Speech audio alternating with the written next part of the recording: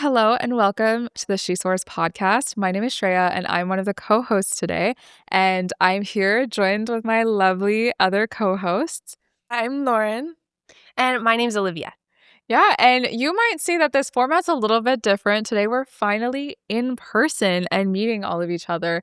And before we kind of begin, let me tell you a little bit about ourselves. So again, my name is Shreya, and I am a student at the University of Waterloo studying environment, resources, and sustainability and minoring in entrepreneurship. And I'm one of the youth public engagement champions with CARE Canada.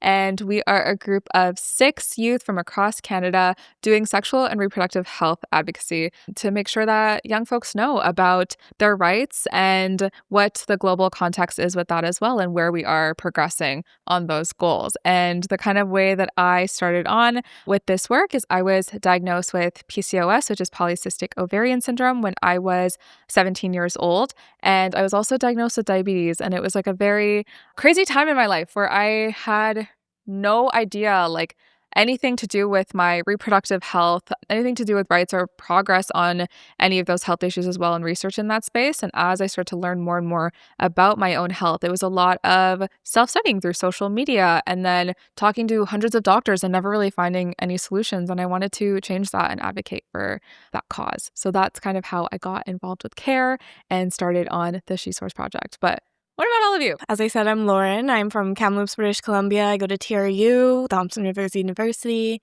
I'm 5th year now, actually, a BA student, majoring in English, minoring in sociology. Outside of sexual and reproductive health, I'm really passionate about critical race theory and social media in general. I love to run the account for that page as well as the CARE Canada one with you guys. So yeah. Awesome. And so my name is Olivia, and I really first started getting involved in different advocacy work when I was quite young. So when I was 9 years old, I actually had my first event around International Day of the Girl, and I sold cupcakes. I was so excited, and it was all around getting and raising awareness about girls having more access to education. And that kind of sparked my advocacy journey, and it's kind of changed and developed across time. So in high school, I was doing a lot of mental health-based work and a lot of youth leadership work. And then in university, I had an experience where I got my period unexpectedly one day in a course lecture, and I had to go home because there was no accessible menstrual products on my campus. I was so upset at the time because it shouldn't be a barrier for anyone in any space they're in or to have to leave a space because there's no accessible menstrual products. So I kickstarted the Menstrual Equity Project at my university, and we now have free tampons and pads in a bunch of different bathrooms across campus. And I almost said Tampus. That could be fun rebrand. Yeah. And we also have free reusable menstrual products for students. And then as well, I've been very involved in my campus's sexual culture committee. So we organize Bishop's largest student protest every year against sexual violence.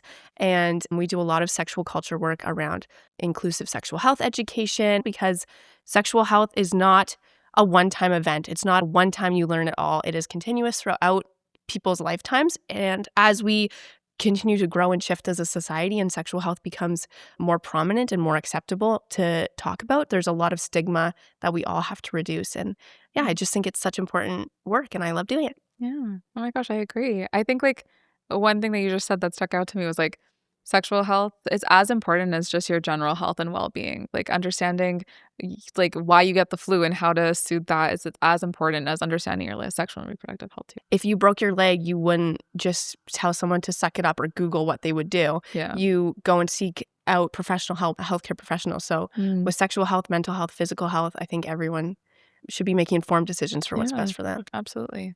Okay. Why are we in person, Shreya? Oh. Why are we here? Okay, well, since we have a different format today, the reason that we're all finally in person and you get to see the upper half of our body is because we had an event today at Toronto Metropolitan University. We all flew out from across Canada, or trained out, I guess, from across Canada to do advocacy and to speak with young Canadians that are ages 18 to 24 and talk about what their understanding was about sexual health and reproductive health. And we all gathered to host a Be This Expert event to encourage young people at Toronto Metropolitan University to start talking to their friends about sexual and reproductive health. So we had a huge activation that we organized where we had a cash booth. We had like all these tickets flying around and people could step inside and really be immersed in that experience. We had quizzes, we had all this trivia and like a whole wheel that people could spin to chat about stuff as well and really just get a conversation going. So it was a very exciting event that we all got to be a part of. And we have so many different stories that we want to share and the lessons learned from that whole experience that I just really want to dive into today.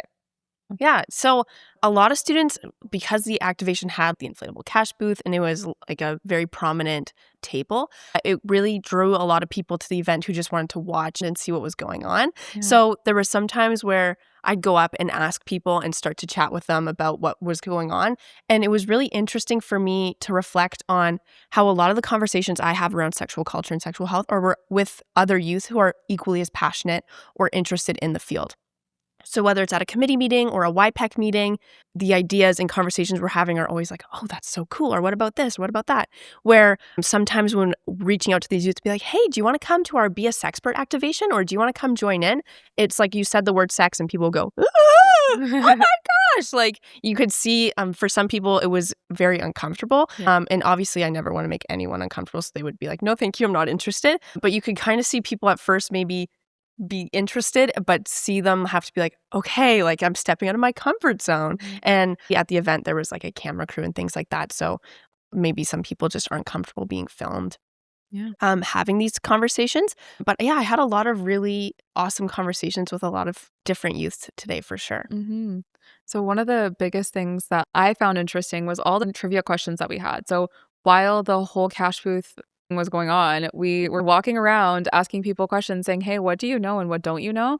And there was a lot of fear. Whenever we were walking up to people with the thought about, oh my gosh, trivia, like there was a certain element of fear of like not knowing about this topic and like being worried. So I remember there are tons of statistics that we were throwing out, things that I didn't even know. I think for me, what stuck out was the statistic about condom usage. So I felt like that one would be the most relevant. We were giving out condoms, so I thought that it would be interesting to bring it up. In 2020, the average usage of condoms was 53%, and that number in 2024 has dropped to 24%. Like, more than half. That is more than half. Mind blowing. I don't understand how this isn't more of a prominent conversation. Yeah. And I saw so many people's eyes go like, wow, like I didn't know that. And I was like, you get a condom, you get a condom. Yeah. Like it was really crazy. I think actually one of the biggest reflections for me was the amount of like men that walked up to us. Yeah. I feel like there was surprisingly a really large number compared to what I thought. And also a lot of them super comfortable to come up in groups. I was actually really shocked at that because the expectation I walked into was like, okay, like we're going to get groups of friends for sure. But I did not expect so many groups of men to walk up. So I was really excited by that. And they were learning a lot. I had this one group that walked up and I asked them a question about emergency contraceptives and like the morning after pill, sometimes frequently referred to like Plan B, and just like understanding when you can take that pill. And some people thought you were supposed to take it before sex. Some people thought, oh, you can take it whenever, just like, you know, as long as you take it. And so learning that, oh, you can use it up to 3 days after. And then that efficiency is not there is like really significant. It was a really big learning moment for them. And I think seeing those like, wow, I did not know that. I need to research more about it. Those sort of feedback pieces was really meaningful to me, at least. I had a similar experience. I found that the statistic about condom usage was one question that people got wrong almost every time. Yeah. Because they were like, oh, that's true. Condom usage has been increasing. And I found that that was really interesting, that the assumption is that it's like a continuous curve upwards, that things around sexual and reproductive health and rights are always getting better.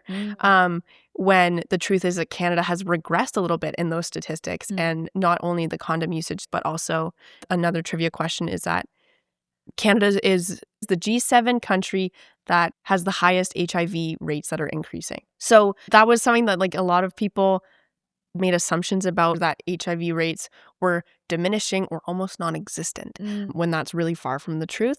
So it definitely raised a lot of great conversations around that.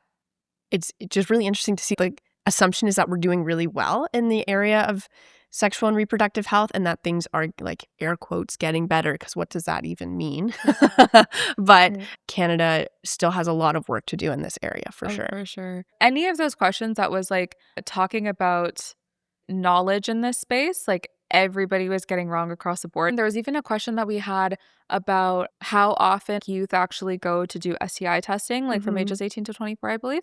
And that statistic was 70% of youth in Canada have not, right? And so when I would ask people this question, they would be like, oh no, like for sure, like we definitely do. And then they'd get the question wrong and their friends and them would look at each other and they're like, wait, have you ever done an STI test though? And they're like, no, I haven't. And then the other person would be like, yeah, I haven't either. We believe that this is increasing, but like we ourselves are not doing it. Yeah. So it's interesting to see, like, I wonder why people would think that other people are if we ourselves are not, you know? Well, I feel like it's really accessible now too, right? Like you can just go, you don't even have to go to a doctor. You can just go online and book one, like at any clinic near you. And the thing for me is that whenever we'd answer the questions or give people a negative answer, like the HIV rates going up or like condom usage going down, like nobody really seemed like super surprised. They just seemed kind of disappointed, you know? And it makes me wonder, why is this happening? Is it something in schools that we need to learn more about? Is it just like holding each other accountable more? Yeah. Well, I guess another thing with STI testing specifically, that one really stuck out to me because I think a lot of young people, if you're going to go get an STI test, it's like with the intention that, oh, I might have an STI or I have been having unprotected sex, like maybe I should go. But the general thought never comes up because also I don't think people know what an STI test actually looks like. Like, I agree. when I went to go get a test, it was like a 12-second swab. And it's like, okay, we're done. That was it. That's really interesting because I got a blood test for mine. So Yeah, you know what I mean? Like, I think a lot of people think that might be a lot more scary than it actually is. And even just the understanding of like, how do you get an STI? Like, we don't just get STIs through having sex. There's many different ways that we can get them. 100%. There's so many that remain dormant too. Yeah. That's a really common misconception with STIs, is that people are very quick to be like, and especially with our generation, I'm clean. Okay, so you got an STI test and it came back negative, or you don't have any symptoms, because the most common STIs that are transmitted among young Canadians have no symptoms. So if you've had unprotected sex with someone, I'm going to look right at the camera when I say this. If you've had unprotected sex with someone, you might have an STI. So you have to get a test. Being like, oh, I don't have any symptoms, or I'm okay because this person said I'm clean, is not an STI test. That is not the same as going to the doctor or a clinic or getting some type of bill of health that says you're clean.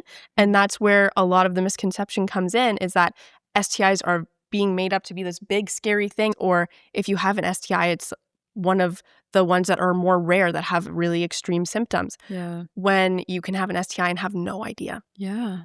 And it's not just like for your future partners, like you should do it for yourself, right? Like it gets worse over time, a lot of them. And I mean, nobody's going to judge you, right? Like when you actually go get it done, nobody's going to judge you. They're going to be like, wow, that person's pretty brave, if very anything, to go proactive. do Yeah, it. to Like, take look care at of them go. They prioritize their health. Wow. But I do think it also comes back to this idea that STIs are so stigmatized that people are quick to identify it as an issue that would never impact them or people in their circles. So I definitely do think it comes back to just that awareness piece. And as soon as you have even entry-level conversations or some of the trivia questions we were saying, you could see like the cogs turning for some people who were like, oh, no one ever taught me that, or I never knew these things. So yeah, it was super interesting. Yeah. We also had a really interesting conversation where we talked about the lack of condom usage, and then somebody asked, well, why is that? And I think there's a bunch of reasons. First being there's so many different options for contraception that people think that if they just check one off the list, then that means that they're protected and that we're safe. But like, none of those methods are 100% foolproof, you know, and combinations of them are necessary in order to keep yourself safe and keep yourself protected. Like, you can be on birth control, but also using a condom. It's not an exact science where it's like you're not going to get pregnant at all, or like you're not going to get an STI or whatever else. I think we already had very little understanding of this space in general. And now we have so many different options that like there's not enough research and time being put into all the different ones that people think, oh, it's one and done. I'm good, I'm safe, and I won't have to worry about this issue. I think that was a conversation that was started with many folks, and they were like, oh my gosh, I never thought of it like that. I didn't even know you had to actually think about different types of contraception and actually assess those options. Like, I feel like so much responsibility is actually placed like on the woman, or like 100%. Guys, how many times has a guy been like, I don't want to use a condom? Many times. feel as good. Yeah. That's also a good topic. We were talking on our way to the studio, talking about like, what are we going to bring up? We were talking about like sexual pleasure and like, it's fun to have sex, right? Like, it feels good. But that's a conversation that I never had growing up, especially in school. Like, I was always hearing about guys get wet dreams. Oh my gosh. And I'm like, okay, what about me? If I get a wet dream? Like, I don't know. I still don't know. Right? I think that's a Yeah. really good point, though. And when we look at like sexual health education and where Yeah. people are getting most of their knowledge, that was something that popped up for me in a conversation with youth today, was that they had one sex ed class in like grade 9. And it was all very like health focused and not very much like situational focused or like what to do if this happens. And it totally ties in. Sexual health education is the basis for all of these other issues that we see, like a decline in condom usage or having misinformation around how birth control works. But also, just in general, there's been so little research done around women's pleasure or people who are born female at birth. And there's so little knowledge in that area already. And then there's little amounts of education happening that the areas that have less research or less knowledge in them are even less likely to then be brought into these educational spaces. Yeah. So it's a huge barrier for sure. Yeah. And when it's not being talked about, then there's even more misinformation that is spreading around. So whenever we were talking to people today, we were challenging misconception. And I hope people really walked away being like, wow, I need to learn about this. Yeah, 100%. Like, I was telling people condoms, use them wisely. Like, make sure you know. Like, also, is this condom even your size? I feel like that's something else that people don't think about. And that can lead to them breaking. That might like not even feel good because it's going to be very tight or very loose. And yeah, I didn't know condoms had sizes. They're like pads, apparently. What? I didn't know that. Also, too, something we were talking about the other day is around the morning after pill and that there's different types of emergency contraception pills. And it's not one size fits all. It depends on other medications you're on. It depends on your weight. It depends on so many different factors. So a lot of people maybe go and buy like Plan B or an over-the-counter emergency contraceptive, and it might not work best for their body. So making sure that there's just more information around the fact that there's more than one type of pill, just like everything, not one thing's going to work for every person. There's different options like contingency 1 or plan B. When I've taken them, one gives me symptoms, one doesn't, or like side effects. Yeah. And in places like BC, for example, you can just go to your pharmacist and say, can I have a morning after pill? And they just give it to you For free. like for free. Yeah, not the case in a lot of other provinces, I don't think. Yeah, like I do understand, obviously, that every province has its own healthcare and own systems when it comes to sexual health education, when it comes to contraceptive access. But that in itself is still a barrier because what happens when you're in one province is not the same from the next province. And the fragmentation of these different laws and policies for how people access birth control makes it so confusing that it's not all the same or that it's different based on different provinces and 100%. territories. Yeah. I was just talking to a friend in BC. It was like, Plan B, it's free. He was like, what? It's free? How long? And I think that's a really good testament to like the silos that we live in because I guess I'm so engaged in this space and this work. I'm seeing those headlines all the time. Yeah. But people who are not have no idea what those options are and what's available to them. And yeah, that's another really significant barrier too. And there's also actually 4 generations of birth control pills. So like when I started, I was on the first one. I know that. And then Didn't know like that either. now I'm on like the 4th generation. And so because of that, it's got less side effects. And it's like, why wasn't I put on that one at first, right? Yeah. Like, Wow, no clue. Another question that popped up for me that I found was really impactful is as a lot of the work YPEC does with the She Soars project is we focus a lot on the importance of global sexual and reproductive health and rights. So a question that was brought up today, which I think is so fundamental, is why is global sexual and reproductive health and rights important? Why should Canadian youth care about global SRHR and vice versa? Yeah, well, for me, I just learned about something called Liebig's Law. Usually it's used in the context of sustainability and understanding that. But it's basically this sort of theory around thinking of like a barrel of water. So the like slates that are on a barrel are what hold the water within it, right? And so the capacity to being able to hold the water depends on the lowest and the smallest slate. So even though there's like slates yay high, if there's a slate this big, you're only able to hold this much water. And I think that's a really good metaphor to understand our progress on SRHR advocacy and like laws and policies that we have in place. Even if there's one country that's like so far advanced and has all these policies and practices in place, if there's another country that's still a little bit behind in creating those systems and those solutions, we are measured by those who are not fully where this like other country is at with that. Because in order to achieve that metric of saying, yes, like people are educated on this topic and we are progressing and making strides in that, we all need to be competing fairly and equally. And I think that's a big inequity. There are some countries who are investing time in destigmatizing, creating new policies and doing research and investing money in that space. And then there's others that are not. And that information is not really being shared and being spread. And then a lot of people who are suffering from that. And class is also like a huge deal when it Yeah. comes to that as well. And like gender, class, race, accessibility, they all have huge like influence in what's available to you. Yeah. And that's the thing too, is why is global SRHR even a thing?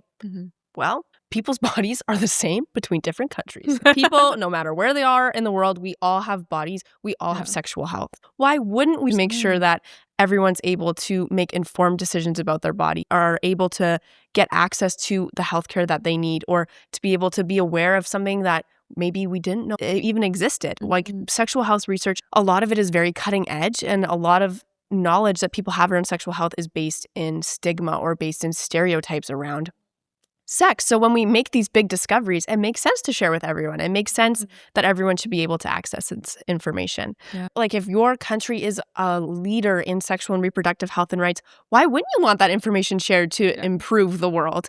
And that's another thing that popped up a lot in the conversations I had with youth today, is people think Canada is a very big leader in this area. People make the assumption, and maybe that's the same for different countries, that they assume the country that they live in is like a leader in this area. But when we were looking at different statistics, it's not that Canada is like way behind the curve or anything like that, but Canada is not like a leader in this area. So I think that assumption is harmful, because then people assume that the knowledge they have or the education they're having access to is that's all I'll ever need to know, or this random piece of information I found on the internet is completely accurate, like things like that. So, well, I think this is an interesting point, because like today when we were talking to other Canadian youth that are kind of in similar context to us, we're all in school, we're all like in the age 18 to 24 kind of bracket. When you go generally trying to ask people questions, there was just a big lack of knowledge. The answer was, I don't know, or I'm not sure. But when we spoke to some members of the Youth Advisory Board in Kenya, Uganda, and Zambia, and like the project areas that we work, the last podcast episode even that we just had with Jeremiah actually was completely different answer. It was actually a lot of people in my community are engaged in this topic because it affects us so greatly. There's young girls and women who are unable to go to school or have to drop out of school because they're suffering from period poverty. And so when that question comes of why should I care? A lot of people think it's because that issue is not plaguing me, so why should I be engaged in that problem? But here are other folks in different countries who take it upon themselves to not only educate one another and have that continuing learning, they really want to spread that message and share that with other people who are not engaged with that movement. 100%. Yeah. Also, so many youth, as you mentioned, came to our booth, came to our table, and there were so many clear gaps in knowledge and education. So even if Canada does have these resources or tools or things we can be doing to support other countries, we're not utilizing them as well within our own country. And engaging youth in SRHR is clearly so important, just because people deserve to be able to make informed decisions about their bodies, to know accurate information. And that was actually something else that popped up, is where people access information. So a lot of people shared that after one initial sex ed course in school or one conversation, they accessed sexual health and information online. So I'm interested to know what you guys think about that. Yeah. Well, I wonder if it's even like decreasing in schools and stuff at this point, because I had sex education grade 6. And what do you learn about in grade 6? Like periods and, you know, wet dreams, right? Literally, yeah. Like I didn't learn That's all I anything about remember. sex. I didn't like know what anything looked like, where it was, nothing like that. Like, that was all on Google or in books or whatever. Yeah. I didn't have, like, my parents tell me that stuff. Yeah. So where am I supposed to find it, right? Yeah. And I think the time when people really start to get sexually active is like this age period.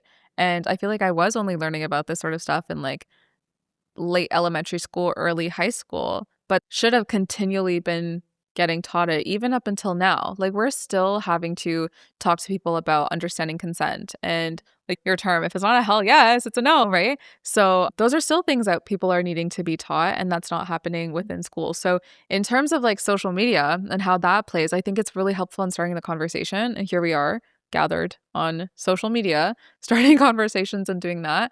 But it shouldn't be the place that we stop. It should be the place that we start and we get curious, and then we go to reputable sources, we go to our doctors, we ask these questions in our community to our friends and gather information and then make those informed decisions, being able to know all of your options, know everything that's out there, and then be able to make your own understanding of it. That piece is missing. Is like, what is an informed decision? We think it's just, oh yeah, I know what a condom is, I know what plan B is, like I'm set. No, it's like, actually, let's do the research and understand how those things might affect you and how they're very personal and unique to your experience, and make sure that you have that knowledge. And I thought the point about consent was, like, especially important because, I mean, you say yes or no, like, every day, all the time. But for some reason, it's so different when it comes to, like, sex or kissing. And if you don't know what consent is exactly, it can put you in really dangerous situations, right? Like, you can get 100%. really hurt if somebody takes advantage of, like, your lack of knowledge or doesn't have that knowledge themselves about what consent is and what's a no and what's a yes. So consent, by definition, is if you are agreeing to have sex with someone or consenting to engage in sexual activity with someone, it's clear that it is freely given. So that means that you're not being pressured to have sex or that someone is holding something over you or saying you have to do this.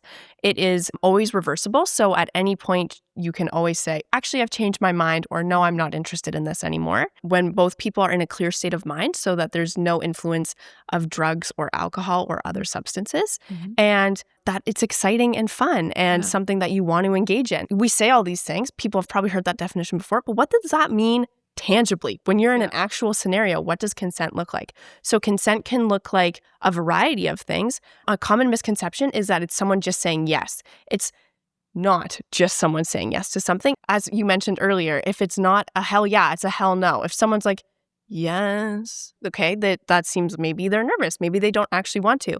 It can look like someone being excited to do something. It can look like someone initiating something or being like, hey, and asking, do you want to do XYZ? Really defining what you're consenting to. Saying yes can mean so many different things, like really be specific. And also, on the opposite end of things, consent cannot be freely given if someone is intoxicated or if someone is not excited or seems nervous, which is why it's important to check in and be very clear. And if you can't have clear communication with someone and be like, hey, are you okay? Or is this really something you want to do?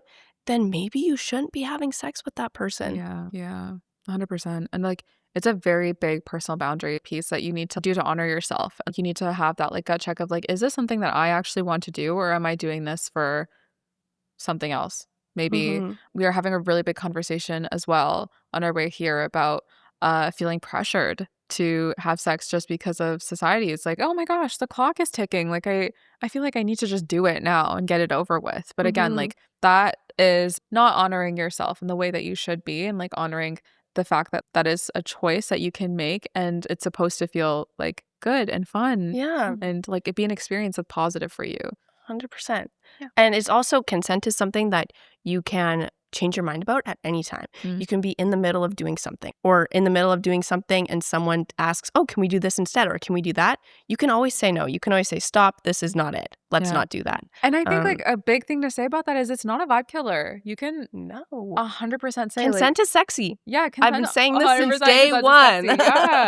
Yeah. There's like, I like remember seeing a video about this, but it was like, if you're even consenting to kissing with like someone, right? You go, hey, like, can we kiss? Like, Can I that's, like, kiss you? yeah, like that's, I love it. Like, it versus it being like a very like awkward and like weird thing to do. It's not interrupting anything. It's actually making it more pleasurable, especially for women. I feel is like you feel way more comfortable if somebody says, "Hey, can I do that?" I'm Or just this gonna is go what in I and do want to it, do. right? It definitely makes the experience much better. So And that's what I was going to say earlier when we Yeah. were chatting is that when we have these conversations around consent, the fact that it's just described as a yes or no thing, Mm. or even in sexual health education, sex is so vulnerable. It is so Yeah. personable, and it is such an intimate experience. So I've never understood why that's the area that society decides to have stigma around. Or, well, obviously because it is intimate and personable, but I've never understood why that's where we decide to be more vague or not be clearly explicit and be like, Yeah. this is what XYZ is, or this is what's going to happen. When we leave it as such a question mark or not actually giving like clear information or scenarios about what consent is, then it leads to people being more vulnerable and having things occur that they don't want to have happen. As soon as we as a society are able to destigmatize sexual health and be able to have these clear and open conversations, we'll see the impacts. We'll see that gendered violence goes down, sexual violence rates go down because people have a clear and more tangible understanding of what sex is and Yeah. how things should be working. And we can only have these conversations and actually advance that once we get comfortable about it first. That's like the first step in order for us to be able to then advocate for policy and then advocate for all these different issues. Like this is a big part of it, is just normalizing it and talking about it and being very clear and free, like asking each other questions and understanding our bodies and ourselves. I think as like a final sort of thought, and the way that we ended the event and the conversations that we were having with folks as we were wrapping up was, what is one thing, just one thing, that you wish that people knew about sexual and reproductive health and rights? Yeah. So the one thing I wish everyone knew about sexual health is that it impacts everyone. It is not defined by your age or race or class or gender identity or sexuality.